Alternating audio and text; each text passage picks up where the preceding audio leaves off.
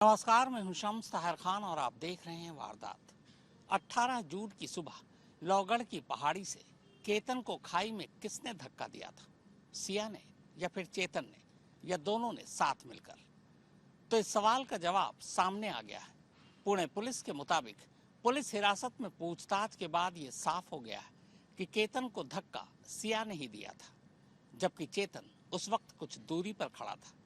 इसी के बाद 28 जून को पुणे पुलिस फॉरेंसिक टीम के साथ सिया को उसी लोहगढ़ की पहाड़ी पर ठीक उसी जगह पर ले गई जहां से 18 जून को केतन को धक्का दिया गया था।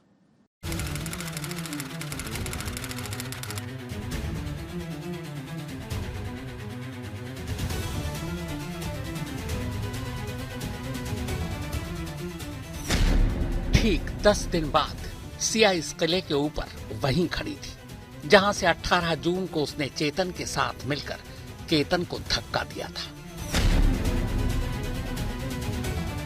केतन की मौत के 10 दिन बाद सिया को आज एक बार फिर से ठीक वहीं से केतन को नीचे खाई में दोबारा धक्का देना था।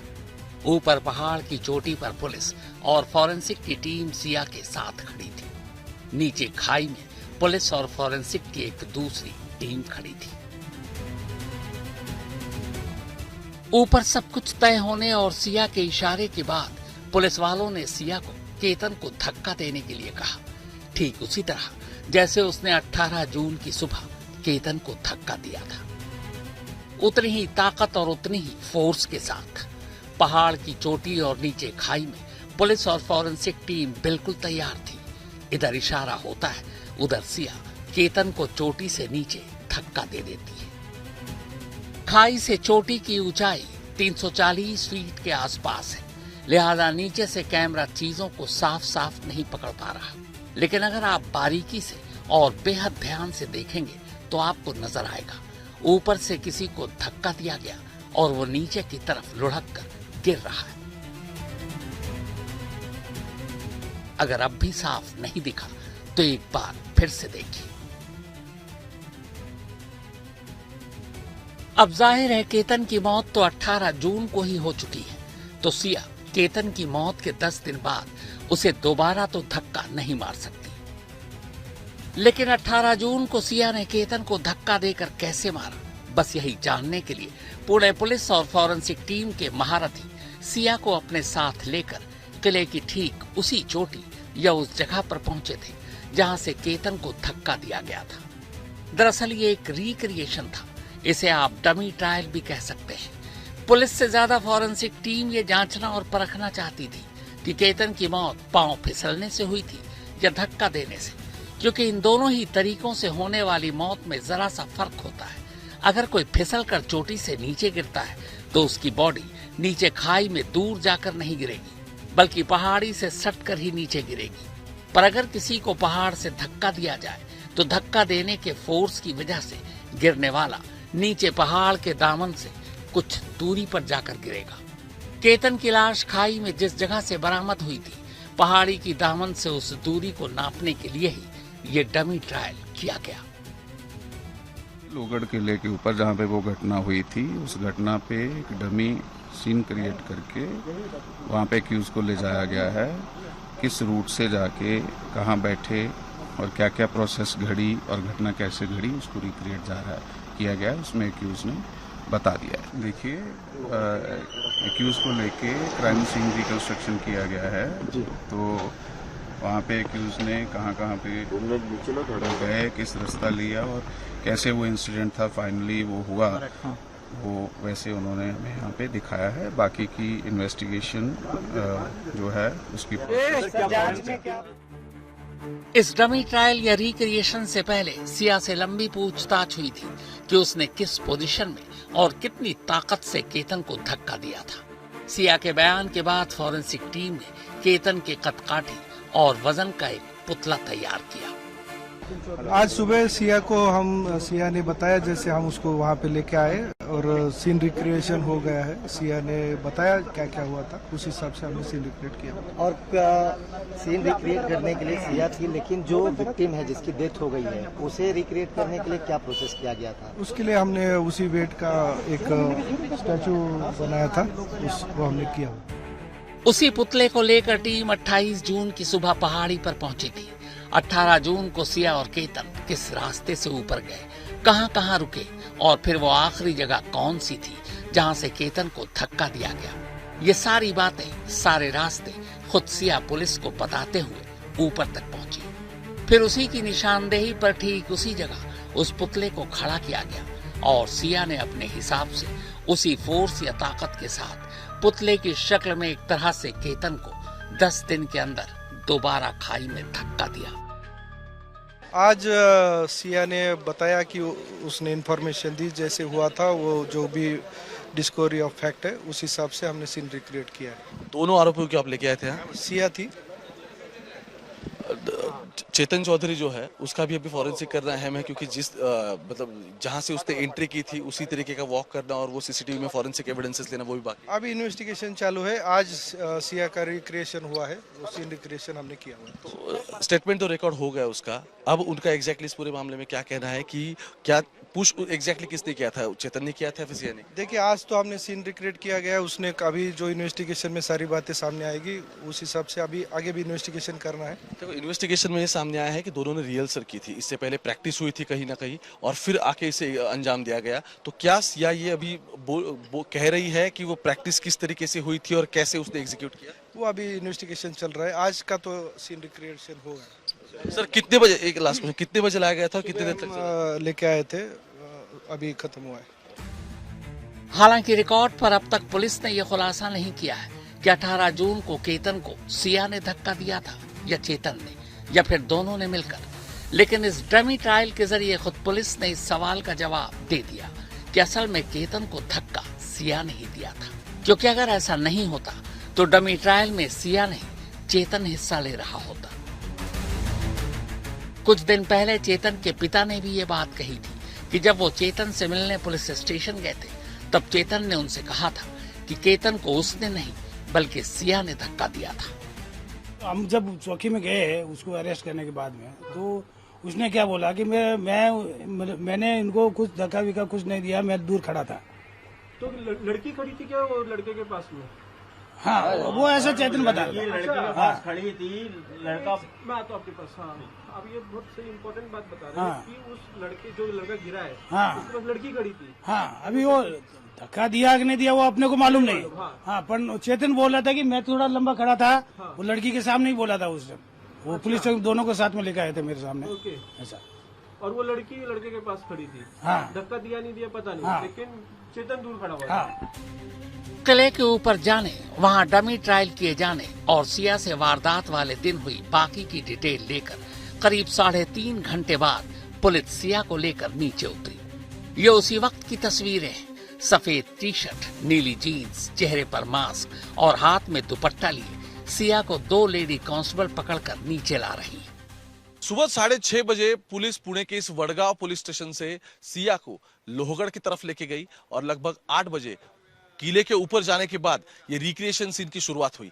वहीं से शुरुआत की गई जहां एग्जैक्टली केतन अग्रवाल को धक्का दिया गया था और सिया को साथ में लेके पुणे की वडगांव मावल की पुलिस वहीं पहुंच गई। सिर्फ इतना ही नहीं बल्कि सबसे अहम यह है कि जो पुतला बनाया गया था वो केतन अग्रवाल के जैसा था, उसी के वजन का था, ताकि वो नीचे जाने के बाद ये पता चले और ये फाइनलाइज हो सके कि किस तरीके का इंपैक्ट था, ट्रिग्नोमेट्रिक इक्वेशंस क्या थे। और सिर्फ इतना ही नहीं बल्कि इंपैक्ट के बाद पुतले के साथ एग्जैक्टली क्या हुआ वो देखना पुलिस चाह रही थी और उसी की जांच फाइनलाइज हो गई। सबसे अहम यह है कि उसके बाद कुछ फॉरेंसिक के डिटेल्स थे वो कलेक्ट किए गए और सिया को लगभग 10 से 10:30 बजे तक किले को उतरने की शुरुआत हुई और उसी के बाद उसे वापस इसी लॉकअप में लाया गया। रिक्रिएशन के दौरान मीडिया को किले पर जाने से रोक दिया गया था, लिहाजा पूरी मीडिया किले के एंट्री गेट पर सिया और पुलिस का इंतजार कर रही थी। जैसे ही सिया नीचे उतरी, एक रिपोर्टर की आवाज जोर से गूंजी, सिया, आपने केतन को क्यों मारा? आपने क्यों मारा?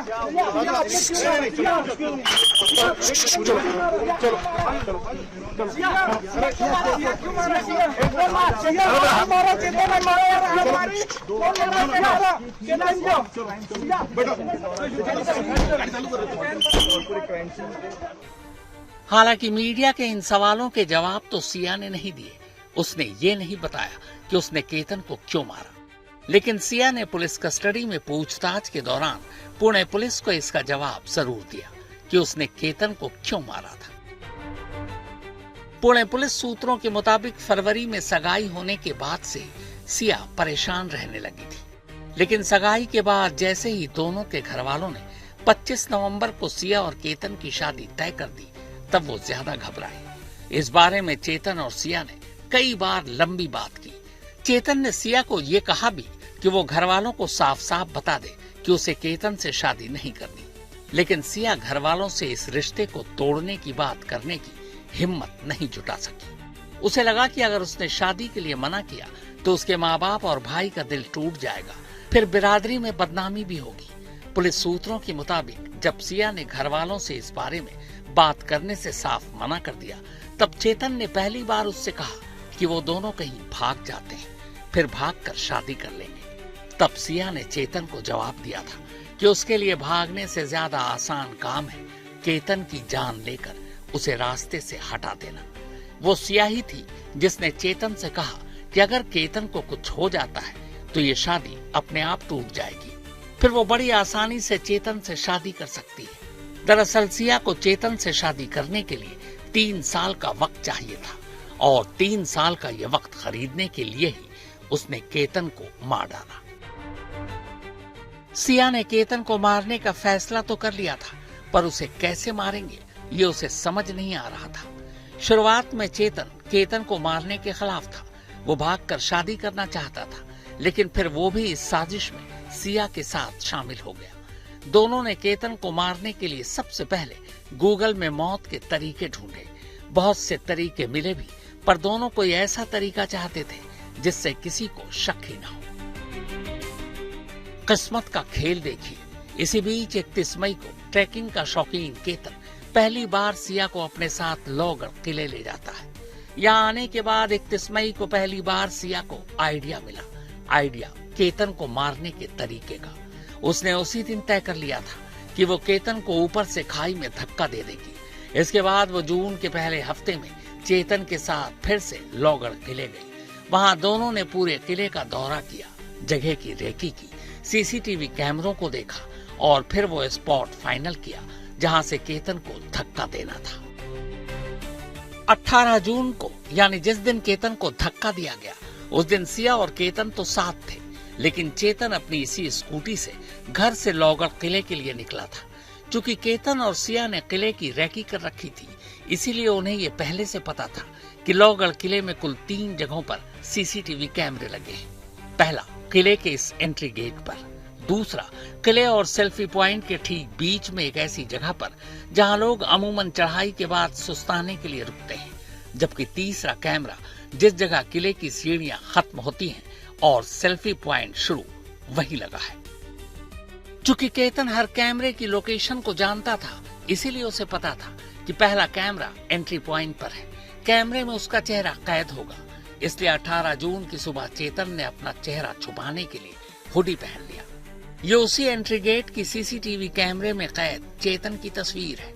इसमें आप चेतन की पीठ पर पिट्ठू बैग भी देख सकते हैं। जिस जगह केतन को धक्का दिया गया था, उससे ठीक पहले चेतन ने अपनी हुडी उतार दी और पिट्ठू बैग से टी-शर्ट निकाल कर पहन ली। केतन को धक्का दिए जाने के बाद चेतन वापसी में कुछ दूरी पर जाकर फिर से अपनी टी-शर्ट उतारता है और हुडी पहन लेता है। उसने ये सब कुछ प्लान के तहत किया था। प्लान ये कि अगर गलती से कोई चश्मदीद उसे देख ले तो वो उसे टी-शर्ट पहने नजर आए, जबकि किले के एंट्री पॉइंट पर वो हुडी में दिखे। इससे ये साबित होगा कि ऊपर केतन को धक्का मारने वाले शख्स का हुलिया और कपड़े अलग थे, जबकि चेतन हुडी में था। जांच जैसे आगे बढ़ रही है, पुलिस को ये समझना है कि किस तरीके से इस मौका वारदात को अंजाम दिया गया था और जहां ये सब कुछ हुआ है वहां एग्जैक्टली पूरा सीन रिक्रिएट किया गया। पहले सिया गोयल का हुआ था और आज जब पुलिस कस्टडी एक्सटेंड हो जाएगी उसके बाद चेतन चौधरी को भी उसी जगह पे लेके जाएंगे, सीसीटीवी फुटेज होंगे और उसके बाद उसी में देखा जाएगा कि किस तरीके से वो वॉक कर रहा था, कहां तक वो पहुंचा, हुडी कैसे चेंज की और उसके बाद उसने भी इस पूरे वारदात को अंजाम दिया। पुलिस पूछताछ में यह भी पता चला कि सिया और चेतन ने न सिर्फ किले की रैकी की थी, गूगल पर मौत के तरीके ढूंढे थे, बल्कि उन सवालों और जवाबों के भी रिहर्सल किए थे जो पकड़े जाने पर पुलिस उनसे पूछती और जिसका जवाब उन्हें देना था। इन लोगों ने बाकायदा एक एक सवाल और जवाब रटे। इतना ही नहीं, दोनों ने यह भी तय किया था कि 16 जून के बाद दोनों एक दूसरे को न फोन करेंगे न मैसेज। यहाँ तक कि दोनों ने अपने अपने मोबाइल से सभी चैट और तस्वीरें तक डिलीट कर दी थी। फिर उन डिलीटेड आइटम को रिसाइकिल बिन से भी डिलीट कर दिया। सिया की पूरी साजिश को समझने के लिए पुणे पुलिस ने एक एक कर अलग अलग सिया के भाई साहिल गोयल और फिर माँ बाप को पूछताछ के लिए बुलाया था। ये सिया का भाई साहिल है जिसे सबसे पहले पुलिस ने पूछताछ के लिए बुलाया था। असल में 6 जून को प्री वेडिंग शूट के लिए केतन और सिया बाली जा रहे थे। इंडोनेशिया में बाली की फ्लाइट पकड़ने के लिए सभी पुणे से एक कैब में मुंबई गए थे क्योंकि फ्लाइट मुंबई से थी। पर सिया बाली जाना नहीं चाहती थी क्योंकि उसे केतन को ठिकाने लगाना था। लिहाजा साजिश के तहत उसने रास्ते में ही एक रेस्तरां में केतन का पासपोर्ट उसके बैग से निकालकर उसे फाड़ दिया और फिर उसे वॉशरूम में फ्लश कर दिया। चूंकि साहिल भी उस वक्त सिया के साथ था, इसलिए पुलिस ने पासपोर्ट को लेकर साहिल से भी सवाल पूछे। आप भी निकल रहे थे बाली के लिए? हाँ जी। तो ये हमने ड्राइवर से बात की तो ड्राइवर का कहना था कि आपकी बहन वापस आई थी और उसने कुछ पासपोर्ट वहां से निकाला and she tore that passport. तो क्या आपको याद है कि एग्जैक्टली किस तरीके से वो सीक्वेंस हुआ था? हम लोग उतरे थे सर, उसके बाद मैं वॉशरूम गया था। We went to Starbucks. मैं ड्राइवर के साथ वाली सीट पे बैठा था। It was late at night, उसकी वजह से I was a bit sleepy, तो मैंने स्टारबक्स में कॉफ़ी ऑर्डर की थी। I know only about that much sir. तो ये बाली का प्लान आपका फाइनल था? लेकिन हाँ जी, वो पासपोर्ट की वजह से कैंसिल हो गया। हाँ जी। पुलिस ने साहिल से सिया को लेकर क्या क्या पूछा, हालांकि इसके बारे में साहिल ने कुछ नहीं बताया। आप इस पूरे मामले में थे शुरू से, आपकी बहन है जिसने सब कुछ किया है। शुरू में जब शादी का फाइनल हुआ था, जब एंगेजमेंट हो रही थी, तो क्या आपको इस सब बात का अंदाजा था? सर ये मैंने पुलिस स्टेटमेंट में पुलिस के साथ इन्वेस्टिगेशन में उनको मैंने बताया है। आगे आपको कोर्ट हियरिंग में ये सब चीज़ें समझ में आ जाएंगी। Thank you sir. Cameraman Gopal हारने और श्री कृष्ण पांचाल के साथ ओमकार बावले, पुणे, आज तक। 7 दिन की पुलिस हिरासत खत्म होने के बाद सोमवार को सिया और चेतन को पुणे की एक अदालत में पेश किया गया। पुणे पुलिस इन दोनों की पुलिस हिरासत अगले 7 दिनों के लिए और चाहती थी। पुणे पुलिस का कहना था कि अब भी कई ऐसे सवाल हैं जिनके जवाब सामने लाना बाकी है। पहली बार कोर्ट में सिया की तरफ से सिया के वकील भी पेश हुए। अदालत ने तमाम दलीलें सुनने के बाद 3 जुलाई यानी अगले 4 दिनों के लिए सिया और चेतन को पुलिस हिरासत में भेजने का हुक्म दिया। 7 दिनों की सिया की पुलिस हिरासत सोमवार को खत्म हो गई। एक सवाल हर एक के मन में था कि क्या सिया के माँ बाप या भाई सिया के लिए वकील करेंगे, क्योंकि सिया के माँ बाप ने यह कहा था कि अगर उनकी बेटी गुनहगार है तो उसे फांसी दे देनी चाहिए या उसे उसी किले से धक्का देकर मार देना चाहिए। हाँ तो ठीक है ना, आप सिया को फांसी की सजा दे सकते हो। आप माँ हो उसकी? हाँ जी, अगर वो उसने ये मैं तो बोलता गलत काम किया है तो आप उसे सजा दोगे और जरूर दोगे। हाँ। अगर वो मेरी बेटी भी अगर दोषी पाई गई तो मैं तो यही कहूंगा कि कोर्ट इसमें देर नहीं करे, उसको भी वही किले पे ले जाके उसको भी सेम उसी अवस्था में वहां से धक्का देके उसे भी खत्म कर दिया जाए। अब इससे ज्यादा एक बाप और कुछ नहीं बोल सकता। लेकिन 29 जून को जब सिया और चेतन की पुलिस हिरासत की मियाद खत्म होने वाली थी और कोर्ट में जिरह शुरू, तब पहली बार ये सामने आया कि सिया के घर वाले पिछले 4 दिनों से उसके लिए वकील ढूंढ रहे थे। हालांकि हुआ ये कि एक वकील साहब जिन्हें परिवार ने सिया के केस की पैरवी करने के लिए हायर भी नहीं किया था, वो खुद अपनी मर्जी से सिया का केस लड़ने कोर्ट पहुंच गए, जबकि सिया के भाई ने केस की पैरवी के लिए किन्हीं और वकील साहब को ही हायर किया है। मेरे लॉयर को लेके इशू है, जो आशुतोष श्रीवास्तव है उनको हमने कभी भी हायर नहीं किया है। वो हमारे साथ कभी भी कोऑर्डिनेशन में, कभी भी कांटेक्ट में नहीं आए हैं। हम विपुल दुशिंग के साथ आगे बढ़ रहे हैं। ये बात हमने जब उनको भी बताई है तो वो हमको थ्रेट कर रहे हैं। क्या आपको लॉयर थ्रेट कर रहे हैं? हाँ जी। तो कुछ पुलिस से बात हुई आपकी? इस टाइम पे अभी तक बात नहीं हुई है सर। पुलिस से बात नहीं हुई? अभी तक बात नहीं हुई सर। तो ये जो मीडिया में आशुतोष श्रीवास्तव आप बोल रहे हो, जो अभी आपके बिहाफ ऑफ यू वो बाइट्स दे रहे हैं, मीडिया के साथ बात कर रहे हैं, क्या वो आपके लॉयर नहीं है? हमारे लॉयर नहीं है। हमने विपुल दुशिंग को हायर किया है, उनकी सर्विसेज के लिए हमने उनको अप्रोच किया है। हम उनके साथ 4 दिन से इस चीज़ के ऊपर काम कर रहे हैं सर। ओके, लेकिन मैंने उनसे बात की थी परसों, तो उनका ये कहना था कि सिया ने इसमें उन्हें दस्तखत दी है। ये उन्होंने फोर्सफुली कुछ किया है, कुछ नहीं है, मुझे मालूम नहीं है सर। ये उन्होंने लॉकअप में उनका सिग्नेचर लिया है। हमको कुछ इस चीज़ के बारे में उन्होंने इन्फॉर्म किया नहीं है, हमको कांटेक्ट किया नहीं, हमारे साथ कोई कोऑर्डिनेशन रखा नहीं है इस चीज़ के ऊपर से सर। इस चीज़ के ऊपर हम लोगों ने आज कोर्ट में एफिडेविट भी फाइल किया है कि हमारे जो प्रोसीडिंग लॉयर है इसके आगे वो विपुल दुशिंग रहेंगे। हालांकि सोमवार को कोर्ट में पेशी के बाद सिया और चेतन को अदालत ने 3 जुलाई तक यानी अगले 4 दिन के लिए पुलिस हिरासत में भेज दिया है। पुलिस की दलील थी कि सिया को पुणे और मुंबई के बीच उस जगह भी ले जाना है जहां उसने बाली जाने से ऐन पहले चेतन का पासपोर्ट फाड़कर उसे वॉशरूम में फ्लश किया था। इसके अलावा सिया के बाद चेतन को भी पुलिस अपने साथ लेकर लोहगढ़ किले जा सकती है। केतन अग्रवाल हत्या मामले में अब सिया गोयल और चेतन चौधरी की कस्टडी और 4 दिन से बढ़ी है, लेकिन कोर्ट में एग्जैक्टली क्या हुआ, हमारे साथ सिया के वकील है जो खुद ये सब कुछ बताएंगे। शुरुआत तो आज इससे हुई कि वकील कौन है। जी, थोड़ी सी कंफ्यूजन हुई थी, लेकिन बाद में वो सब क्लैरिफाई हुआ। कोर्ट में हमने दलील, सिया की तरफ से दलील रखी। सिया को भी कोर्ट ने जब सुना तो सिया ने भी क्लियर टर्म्स में उसने बोला कि she has appointed me as her lawyer. तो ये वो कंट्रोवर्सी अभी सॉर्टेड है। अहम बात ये है, जब आप डिफेंस के लिए खड़े रहे तो सबसे पहले आर्ग्यूमेंट आपकी ये थी कि ये अरेस्ट इलीगल है। इसके क्या एग्जैक्टली बेसिस है? आपने अलग अलग 4 साइटेशंस भी इसमें दिखा है। जी, जब 23 तारीख को सिया को अरेस्ट किया गया था तब उसको बीएनएसएस के सेक्शन 47 के तहत उसको एक नोटिस दिया गया था। वो नोटिस देखते हुए, वो नोटिस अगर हम देखेंगे तो वो नोटिस में 3 ग्राउंड्स ऑफ अरेस्ट उन्होंने दिए हैं। 3 ग्राउंड्स ऑफ अरेस्ट उन्होंने दिए थे। वो 3 ग्राउंड्स ऑफ अरेस्ट देखते हुए वो ग्राउंड्स ऑफ अरेस्ट सफिशिएंट नहीं है, ऐसा हमने कोर्ट के सामने दलील रखी और कोर्ट ने उसके ऊपर अभी उनका फैसला रिजर्व किया है।